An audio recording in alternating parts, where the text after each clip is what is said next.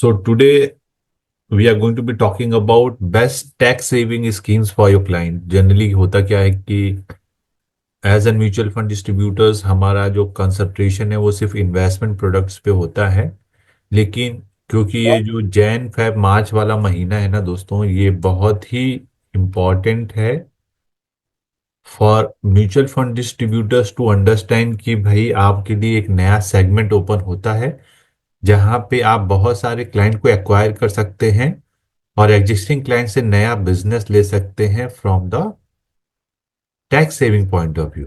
तो tax saving क्या होती है, म्यूचुअल फंड में टैक्स सेविंग के क्या प्रोडक्ट्स हैं, ओवरऑल टैक्स सेविंग के क्या प्रोडक्ट्स हैं और ये आपके बिजनेस को ग्रो करने में कैसे हेल्प कर सकते हैं, इन सारी चीजों के बारे में हम डिटेल से बात करेंगे, समझाएंगे आपको, ताकि आप अपने कस्टमर को कन्विंस कर सके कि ये जो प्रोडक्ट्स हैं जो टैक्स बचा सकते हैं वो आपके लिए काफी यूजफुल है over a longer period of time. And हमारा आपको नया पर्सपेक्टिव देने का ऑब्जेक्टिव है आज के सेशन में। तो सबसे पहली बात तो ये है दोस्तों कि आपको ये समझना है कि जो भी एवेन्यूज हैं टैक्स सेविंग के, उसमें आपको क्या फायदा होता है। जैसे मोस्ट ऑफ द टाइम लोग सोचते हैं कि अगर मैं इन्वेस्टमेंट करूंगा तो मेरा टैक्स उस अमाउंट से घट जाएगा, लेकिन ऐसा होता नहीं है दोस्तों। टैक्स जो आप जो भी इन्वेस्टमेंट कर रहे हैं, जो भी टैक्स एवेन्यूज में आप इन्वेस्टमेंट कर रहे हैं, उससे आपकी टैक्सेबल अमाउंट कम होती है, न कि टैक्स कम होता है। तो दोनों में काफी डिफरेंस है, पहले तो आपको समझना है। अगर आप 50,000 रुपए का निवेश कर रहे हैं तो 50,000 टैक्स नहीं बच रहा है, 50,000 का टैक्सेबल अमाउंट घट रहा है। इसका मतलब क्या है कि अगर आप 10% टैक्स ब्रैकेट में हैं और आपने 50,000 का निवेश किया तो आपका टैक्स कितना बचा, 5,000 रुपए बचा, क्योंकि आपको 10% टैक्स देना था, आप 10% के टैक्स स्लैब में हैं। अगर आप 30% के टैक्स स्लैब में हैं तो आपका कितना टैक्स बच गया दोस्तों, 15,000 रुपए टैक्स बच गया। तो जिस तरह का आपका टैक्स स्लैब है, जिस तरह की आपकी कमाई है, अकॉर्डिंगली आपका जो है टैक्स सेविंग होता है। और ये आपको और अपने कस्टमर को समझाना है कि आप जो है सिर्फ टैक्स को बचा नहीं रहे हैं, और कितना बचा रहे हैं और क्या क्या एवेन्यूज है वो भी आपको अपने क्लाइंट को एजुकेट करना है।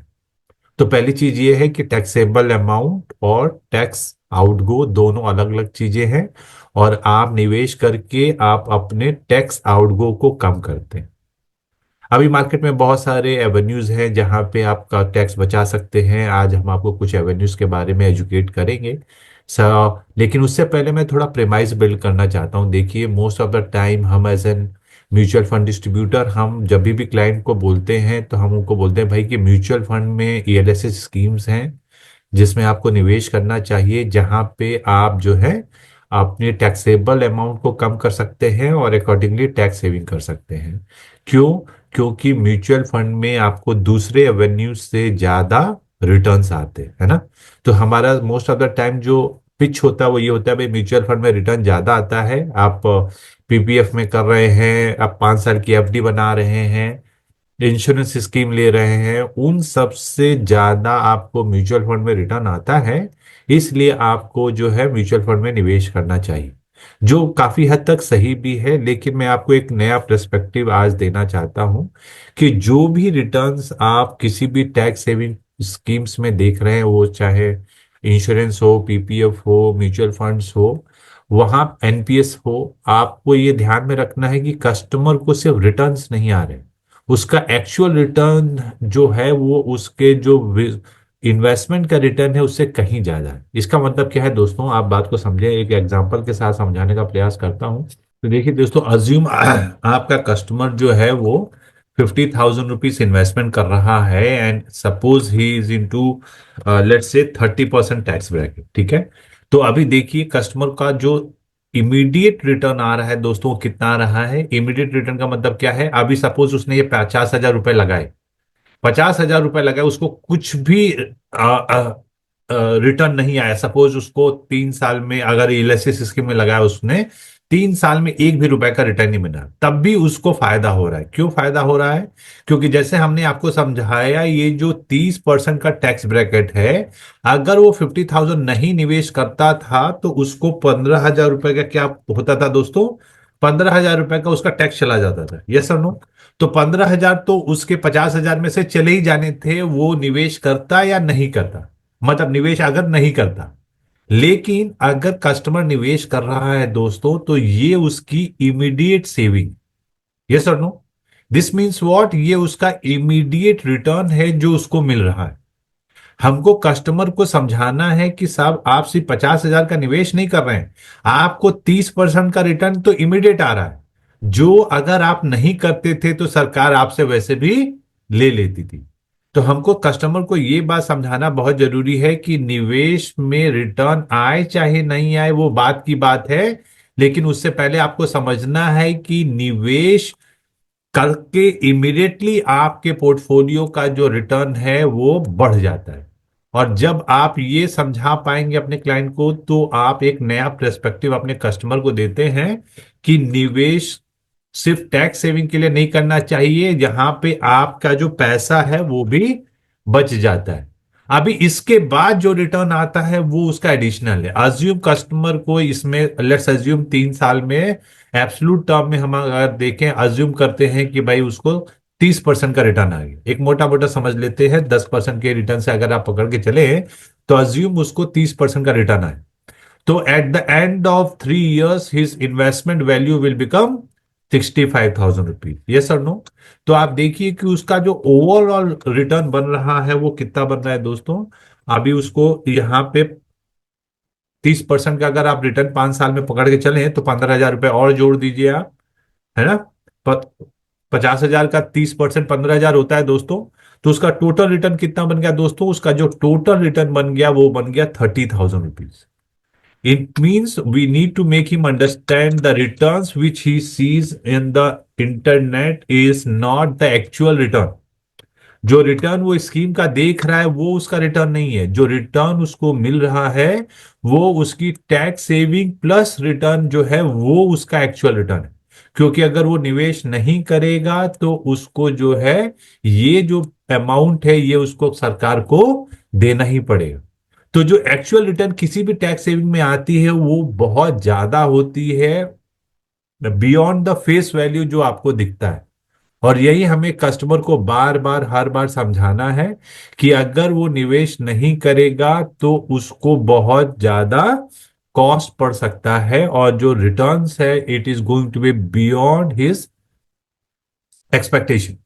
तो आप 15%, 10% का जो हम रिटर्न का कस्टमर से बात करें भाई म्यूचुअल फंड में बनेगा, वो रिटर्न सिर्फ 15 या 20% या 25% नहीं है, वो रिटर्न मच उससे ज्यादा है।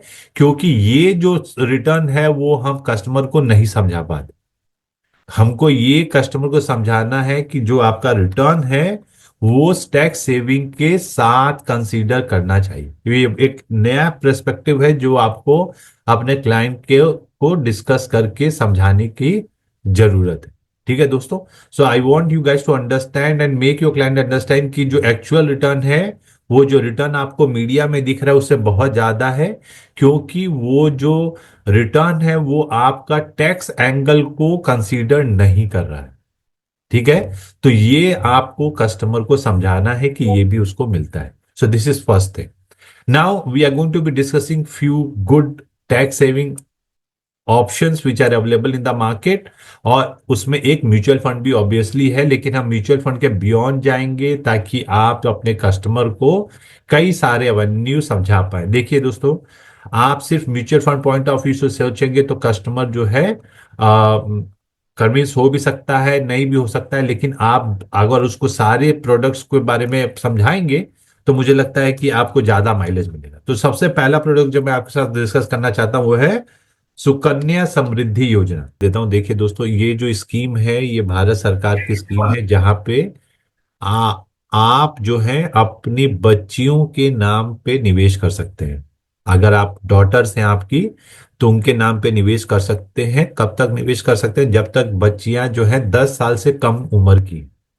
सो your daughter or the investor daughter has to be less than 10 years of age you can open a Sukanya Samriddhi योजना।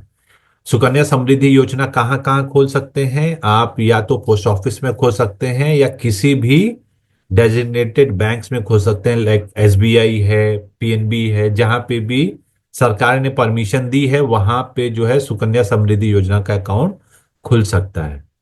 तो आप जो है मैक्सिमम 2 लड़कियों के लिए आप सुकन्या समृद्धि योजना अकाउंट खोल सकते हैं। 10 साल से कम की उम्र की लड़कियों के लिए खोल सकते हैं और हर साल मैक्सिमम 1.5 लाख का निवेश आप करते हैं। कितना दोस्तों? 1.5 लाख का मैक्सिमम इन्वेस्टमेंट होता है। मिनिमम तो 1000 रुपीज है, हर साल आपको 1000 रुपीज का इन्वेस्टमेंट करना है और मैक्सिमम 1.5 लाख का आप निवेश कर सकते हैं। इसमें जो इंटरेस्ट रेट आता है वो काफी इंटरेस्टिंग है दोस्तों, क्योंकि जो भी आपको पोस्ट ऑफिस स्कीम्स के इंटरेस्ट होते हैं इसमें आपको उससे थोड़ा ज्यादा मिलता है। आज की डेट में ये 8.2% है, लेकिन ये जो इंटरेस्ट है दोस्तों, ये इंटरेस्ट आपका गवर्नमेंट के बॉन्ड इल्ड से रिलेटेड है। जो भी गवर्नमेंट का बॉन्ड यील्ड होता है 10 ईयर जीसेक जिसको हम बोलते हैं दोस्तों, उस बॉन्ड यील्ड के हिसाब से इसका मूवमेंट होता है और ये भारत सरकार डिसाइड करती है कि कितना इंटरेस्ट देना है। लास्ट 2 साल से उन्होंने चेंज नहीं किया है, 8.2% चल रहा है। तो ये कुछ मोटी मोटी चीजें हैं जो आपको याद रखनी चाहिए, जिससे आपका सिंपल हो जाएगा अंडरस्टैंडिंग। मैक्सिमम 1.5 लाख रुपए है तो आपके लिए नया एवेन्यू ओपन होता है। ऑफकोर्स एटीसी बेनिफिट आता है, इसीलिए हम आपको यहाँ पे फिर से बता रहे हैं।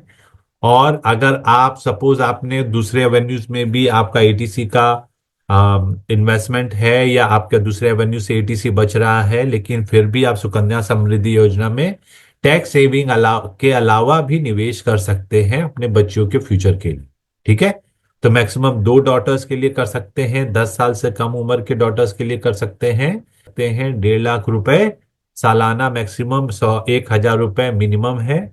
और आप किसी भी बैंक या किसी भी डेजिग्नेटेड बैंक या पोस्ट ऑफिस में इसमें निवेश कर सकते हैं। तो ये सारे पॉइंट्स आपको याद रखने चाहिए। दूसरा जो प्रोडक्ट है दोस्तों जहां पे आपको टैक्स सेविंग अच्छा मिलता है और कस्टमर के पॉइंट ऑफ व्यू से भी एक अच्छा वेन्यू है, वो है इंश्योरेंस पॉलिसीज।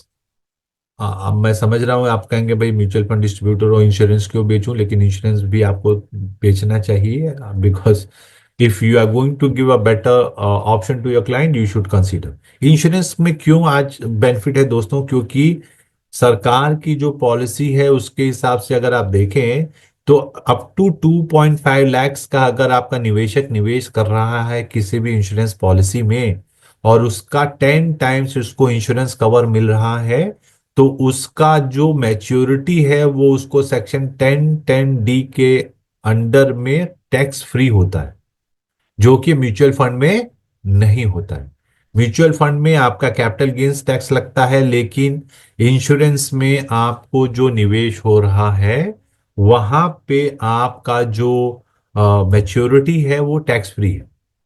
तो ये भी कस्टमर के लिए एक बहुत अच्छा एवेन्यू है, जहां पे 2.5 लाख रुपए सारी पॉलिसी को पुट टुगेदर अगर साल का ईयरली प्रीमियम बन रहा है या उससे कम है, तो कस्टमर की मैच्योरिटी जो है वो टैक्स फ्री हो जाती है।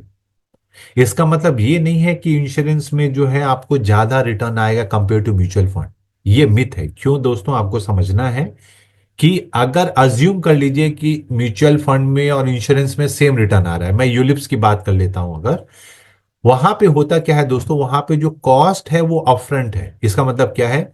जैसे मैंने आपको बोला कि 10 टाइम्स का इंश्योरेंस कवर कस्टमर को मिलना चाहिए ताकि वो एलिजिबल हो 10(10)(d) में उसकी मैच्योरिटी टैक्स फ्री होने के लिए। आप जब 2.5 लाख रुपए लगा रहे हैं मतलब आपको मिनिमम 25 लाख का कवर लेना है। अगर आप 25 लाख का कवर ले रहे हैं तो उसका मोर्टालिटी चार्जेस डिडक्ट होगा। आप मोर्टालिटी चार्जेस को अगर डिडक्ट कर रहे हैं तो आपका जो रिटर्न बनेगा वो कम बनेगा। सपोज आप किसी भी यूलिप पॉलिसी में देख रहे हैं भाई इसमें 25% का रिटर्न बन रहा है। 25% का रिटर्न किस पे बन रहा है दोस्तों? इन्वेस्टमेंट अमाउंट पे बन रहा है, ना कि कस्टमर के इन्वेस्टमेंट पे बन रहा है। दोनों में फर्क है। अभी देखिए कस्टमर जो है दोस्तों जब 1 लाख रुपए निवेश करता है एक इंश्योरेंस पॉलिसी में, तो पूरा 1 लाख म्यूचुअल फंड की तरह निवेश नहीं होता है। उसमें कुछ अपफ्रंट कॉस्ट होते हैं। मैं सिर्फ एक ही कॉस्ट ले रहा हूं, सपोज मोर्टालिटी चार्जेस तो कस्टमर के डिडक्ट होंगे ही क्योंकि इंश्योरेंस कवर मिल रहा है। अज्यूम उसको उसका कस्टमर ने 1 लाख का निवेश किया तो उसको मिनिमम 10 लाख का इंश्योरेंस कवर लेना है। 10 लाख का इंश्योरेंस कवर के लिए अगर आप मोर्टालिटी चार्ट को देखें तो हर साल उसको कुछ नहीं तो 2,500 से 3,000 रुपए डिडक्ट होंगे अगर वो 30-35 साल से ऊपर है। अज्यूम कीजिए कि उसको जो है 3,000 रुपए डिडक्ट हो रहे हैं। ठीक है, हम एक थोड़ा कम अमाउंट ले रहे हैं कि आपको समझाने में आसानी हो।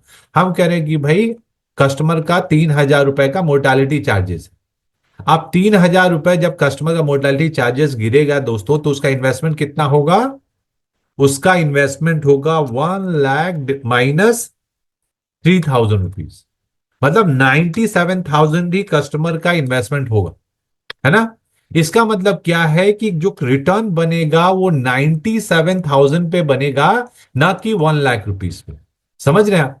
वेयर एस म्यूचुअल फंड में क्या होगा दोस्तों, म्यूचुअल फंड में कस्टमर का जो रिटर्न बनता है वो पूरे 1 लाख पे बनता है। ये बहुत बड़ा डिफरेंस है जो आपको अपने कस्टमर को समझाना है, क्योंकि म्यूचुअल फंड में कोई अप फ्रंट कॉस्ट नहीं होता है दोस्तों। म्यूचुअल फंड में कोई अप फ्रंट कॉस्ट नहीं होता है कंपेयर टू आपका इंश्योरेंस। आपको हमेशा म्यूचुअल फंड में इंश्योरेंस से ज्यादा रिटर्न बनेगा। देखिए दोस्तों मैं इसमें क्या आपको समझाना चाह रहा हूं, यहां पे देखिए। अभी आपके कस्टमर ने सपोज म्यूचुअल फंड में 1 लाख रुपए लगाए और आप देखिए आपका इंश्योरेंस में 97,000 रुपीज लगा, है ना। अभी दोनों में आप सेम रिटर्न पकड़ लीजिए। अज्यूम एक सिंपल कैलकुलेशन के लिए हम ले लेते हैं कि भाई 20% का रिटर्न दोनों में आया, इंश्योरेंस में भी 20% बना और इसमें भी 20% बना। तो at the end of first year क्या होगा दोस्तों, यहां पे आपकी इन्वेस्टमेंट वैल्यू बढ़ के 1,20,000 हो जाएगी। वेयर एस यहाँ पे आपकी इन्वेस्टमेंट वैल्यू बढ़ के कितनी होगी दोस्तों 20% से, बताइए जल्दी से। अगर यहाँ पे देखें तो आपका कितना हो गया दोस्तों, 1,14,000 रुपए हो, है ना। तो कहने का मतलब है कि आप देखिए अगर दोनों में सेम रिटर्न भी आ रहा है फिर भी म्यूचुअल फंड में एज है, क्योंकि यहाँ पे कोई अपफ्रंट कॉस्ट नहीं है। और ये आपको सबसे बड़ा डिफरेंस है जो आपको अपने इन्वेस्टर को समझाना है कि इंश्योरेंस और म्यूचुअल फंड का रिटर्न्स अगर सेम भी हो फिर भी आपको म्यूचुअल फंड में एंड ऑफ द डे ज्यादा वैल्यू बनेगा, क्योंकि यहाँ पे कोई अपफ्रंट कॉस्ट नहीं है। तो इंश्योरेंस भी एक बहुत अच्छा ऑल्टरनेटिव है दोस्तों जो आपको अपने कस्टमर को बताना चाहिए, क्योंकि आप उनको एक अनड्यू एडवांटेज है कि वहां पे आपकी मैच्योरिटी जो है वो टैक्स फ्री बनती है। ठीक है, जो म्यूचुअल फंड में अवेलेबल नहीं है। जो तीसरा प्रोडक्ट आपको मैं समझाना चाहता हूं वो है एनपीएस दोस्तों। आई होप आप सबको एनपीएस के आप डिस्ट्रीब्यूटर होंगे। NPS is going to be a very good avenue जो आप अपने कस्टमर को बता सकते हैं, जहां पे टैक्स सेविंग जो है आपको अच्छी हो जाती है। इसमें भी एटीसी आता है लेकिन यहाँ पे कस्टमर को जो है पैसा लॉक इन ज्यादा होता है। आपको जो है कमीशन भी अभी बनना शुरू हुआ है तो वो भी आपको एक एडवांटेज है। मैं चाहता हूं कि आप एनपीएस को प्रमोट करें। जो भी आपके कस्टमर जो हैं ओल्ड टैक्स रजीम से टैक्स फाइल करते हैं, ओल्ड टैक्स रजीम से जो भी आपके कस्टमर टैक्स फाइल करते हैं उनको एडिशनल 50,000 रुपीज का टैक्स बेनिफिट मिलता है अंडर सेक्शन 80CCD1B। ठीक है, तो ये आप अगर आपका कस्टमर का एटीसी का कोटा 1.5 लाख का पूरा हो गया है तो अगर आप कस्टमर का एनपीएस में निवेश कराते हैं, एनपीएस में टीयर 1 अकाउंट, है ना, टीयर 1 अकाउंट में अगर आप निवेश कराते हैं तो आप अपने कस्टमर का जो है दोस्तों और 50,000 रुपए तक टैक्सेबल इनकम कम कर सकते हैं। ठीक है, तो आपको एनपीएस में भी ध्यान देना चाहिए। अभी एनपीएस में आपको as a mutual fund distributor commission भी मिल रहा है, तो मेरा आपको सजेशन होगा कि आप अपने आप को जो है रजिस्टर कर लें as an distributor pension providers के थ्रू, और आप अपने कस्टमर्स का अकाउंट खोलें। एनपीएस में मैं चाहता हूं कि आप जो है कॉर्पोरेट एनपीएस पे ज्यादा ध्यान दें। कॉर्पोरेट एनपीएस क्या होता है दोस्तों? जहां पे आप कंपनी का एनपीएस अकाउंट खोलते हैं।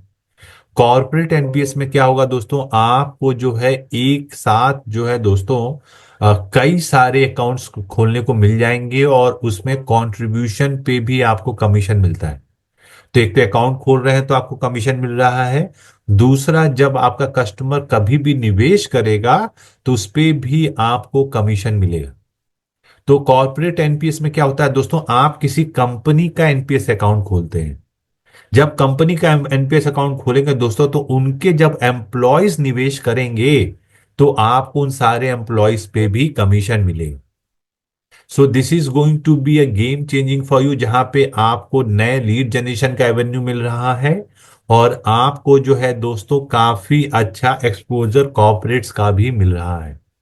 कॉर्पोरेट एनपीएस में फायदा क्या है दोस्तों, यहां पे आप जब आप अपने कंपनी का एनपीएस अकाउंट खोलते हैं तो यहां पे जब एम्प्लॉय का इन्वेस्टमेंट होता है तो उसको अपने 10% ऑफ अप टू, क्या कहते हैं दोस्तों, अप टू 10% ऑफ बेसिक, अगर आपका जो कस्टमर निवेश करता है दोस्तों 10% of basic through employer, 10% basic का थ्रू एम्प्लॉयर जब वो निवेश करता है तो उसको उसमें टैक्सेबल इनकम कम हो जाती है। क्या कम हो जाती है दोस्तों? टैक्सेबल इनकम कम हो जाती है। मतलब आप 1.5 लाख के बियॉन्ड की हम बात कर रहे हैं। 1.5 लाख तक तो दोस्तों आपको एटीसी मिल रहा है। लेकिन अगर आप कॉर्पोरेट एनपीएस कंपनी का एनपीएस खोल रहे हैं और कस्टमर जो है अपने कॉर्पोरेट के थ्रू एनपीएस में निवेश कर रहा है तो वो अप टू 10% एनपीएस में कंट्रीब्यूट कर सकता है और वो अमाउंट उसके टैक्सेबल अमाउंट से, इनकम से कम हो जाती है दोस्तों। तो ये आपको एक नया एवेन्यू मिलता है दोस्तों जहां पे आप कस्टमर को और ज्यादा टैक्स सेविंग करा सकते हैं। तो आपको इसको जरूर प्रमोट करना चाहिए। अपने इलाके में जो भी कॉर्पोरेट्स हैं उनके पास जाइए, उनको एजुकेट कीजिए। कस्टमर को कोई कॉस्ट नहीं है लेकिन आपको नया माइलेज मिलता है। सो जो अगला प्रोडक्ट है दोस्तों वो है रिटायरमेंट फंड्स। आपने सुने हैं दोस्तों, जो सॉल्यूशन ओरिएंटेड हमने स्कीम्स की बात की थी उसमें आपको रिटायरमेंट फंड्स देखने चाहिए। जैसे एचडीएफसी का है, निपॉन का है, आपको फ्रैंकलिन का है, यूटीआई का है, इनके पास रिटायरमेंट फंड्स है। You should be considering those funds, and these funds are also going to help you in tax saving as well as retirement planning। ठीक है। तो इसमें होता क्या है दोस्तों, इसमें 5 years का लॉक इन है या 60 years age of the investor, either दो का लॉक इन होता है। या तो कस्टमर 5 साल तक निवेश करे या वो 60 साल हो गया तो वो रिटायरमेंट के लिए एलिजिबल है। सपोज 58 में उसने निवेश करना शुरू किया, so after 60 he will be able to withdraw. or 5 years of the investment if he is starting younger। Okay, so this is the lock in which you are going to have। Okay, since it has have a lock in, you are going to have a better revenue in these products। Okay, so आप जो है इसको जो है ध्यान में आपको रखना चाहिए दोस्तों। ये रिटायरमेंट फंड्स आपके लिए अच्छा एवेन्यूज हैं। इसके जो फीचर्स होते हैं देखिए, इसमें बहुत सारे प्योर इक्विटी फंड्स हैं, कुछ इसमें हाइब्रिड फंड्स हैं, कुछ डेट ओरिएंटेड फंड्स हैं जो आपको हेल्प कर सकते हैं। ठीक है। तो मेरा आपको सजेशन होगा कि आप जो है कस्टमर की एज के हिसाब से इस तरीके के फंड्स को चूज करें। जैसे निपॉन का फंड है वो डेट ओरिएंटेड है। ठीक है। एचडीएफसी का जो फंड है वो इक्विटी ओरिएंटेड है। यूटीआई में you are going to get multiple options. तो थोड़ा सा अपना R&D कीजिए कि कौन सा प्रोडक्ट के क्या फीचर्स हैं और फिर आप अपने क्लाइंट के प्रोफाइलिंग के हिसाब से वो प्रोडक्ट दे सकते हैं। From the business point of view, जैसे मैंने आपको बताया कि बिजनेस पॉइंट ऑफ व्यू से आपको ये ध्यान में रखना है कि ये प्रोडक्ट्स में आपको ईएलएसएस प्रोडक्ट से अच्छा रिवेन्यू रियलाइज होगा क्योंकि 5 साल का लॉक इन है। आपको जो है काफी अच्छा वहां पे माइलेज मिलेगा, कमीशन रेट भी अच्छा मिलेगा एंड पैसा भी लंबे समय तक रुका रहता है। सो अब मैंने आपको कौन कौन से कंपनी के बताए दोस्तों, मैं यहाँ पे नोट कर देता हूं। UTI, Nippon,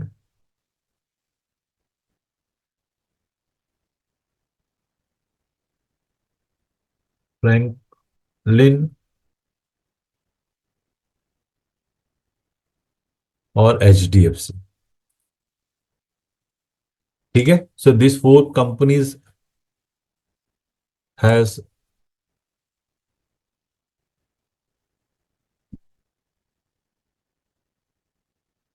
has retirement products which you should be looking at. ठीक है, so please keep this aspect in mind and start looking at these products also, because these are going to be good products for you. And last is our favorite, which is mutual fund ELSS schemes, है ना।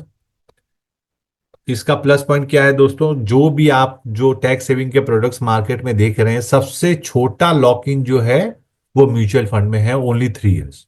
और कोई भी आप insurance देखिए उसमें 5 साल का लॉक इन है, आप रिटायरमेंट फंड्स देखिए उसमें 5 साल का लॉक इन है, आप बैंक में FD कीजिए उसमें 5 साल का लॉक इन है। लेकिन ELSS स्कीम में सबसे शॉर्टेस्ट लॉक इन, है ना। तो आपको ये प्रोडक्ट देखना चाहिए from the point of view, because here you are going to get the smallest lock in period. Okay, so ये प्रोडक्ट आपको इसलिए बेचना चाहिए, और फिर यहाँ पे आपको सबसे ज्यादा हायर रिटर्न्स। ठीक है दोस्तों, तो ये एक्सपेक्ट है जो आपको म्यूचुअल फंड ELSS में मिलेंगे, जो दूसरे प्रोडक्ट में नहीं मिलेंगे। अगेन मैंने आपको जैसे कहा कि जिस तरीके से आप कस्टमर को कम्युनिकेट करते हैं वो काफी इंपॉर्टेंट है। इसका मतलब ये है दोस्तों कि आप जब कस्टमर से टैक्स सेविंग के बारे में शुरू करें, तो पहले आप उसको ये समझाएं कि टैक्स सेविंग क्यों जरूरी है। समझ रहे हैं आप, टैक्स सेविंग करने से उसको कितना रिटर्न बन सकता है। Don't directly start pitching mutual funds, ELSS करो। पहले आप टैक्स सेविंग की भूमिका बनाएं, टैक्स सेविंग क्या है, टैक्स सेविंग क्यों करना चाहिए, टैक्स सेविंग के क्या क्या एस्पेक्ट हैं जो हमने आपको समझाए, and then you discuss all the options with him. Don't only say mutual fund ELSS। ठीक है, आप सारे ऑप्शंस को डिस्कस करेंगे तो कस्टमर को काफी क्लियरिटी आएगी, और फिर जो बेस्ट ऑप्शन है वो कस्टमर को दें।